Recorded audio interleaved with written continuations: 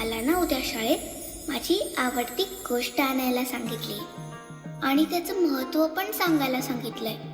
मला तुझी साडी आवडते पण त्याचं महत्त्व नाही माहिती. तू सांगशील का? हो, सांगते.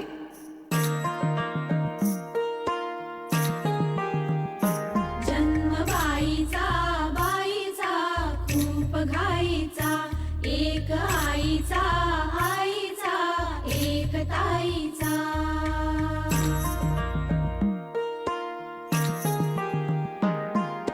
बाहुली होती खेळ खेळाया, झाली मोठी पोहली काया, घमघमे सारा गंध जाईचा.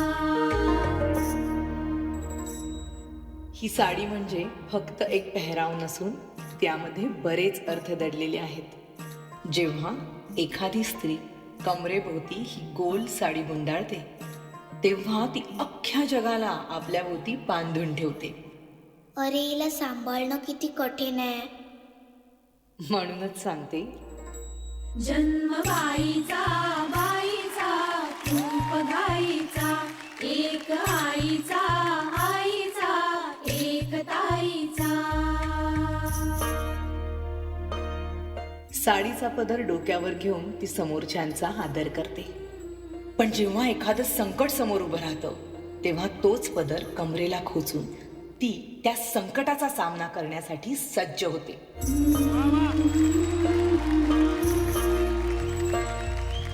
फूल होताना ही कळी लाजे, फूल होताना ही कळी लाजे, पैंजणापाशी काय हे वाजे, माय ही सांगे अर्थ मायेचा, माय ही सांगे अर्थ मायेचा.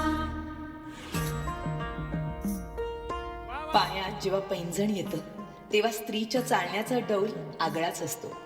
हातातल्या बांगड्या आणि कपाळावरची टिकली हे स्त्रीच्या सौंदर्याला खुलवण्याचं काम करतात. जन्मबाईचा बाईचा खूप घाईचा, जन्मबाईचा बाईचा खूप घाईचा, एक आईचा आईचा एक ताईचा, एक आईचा आईचा एक ताईचा. Very good.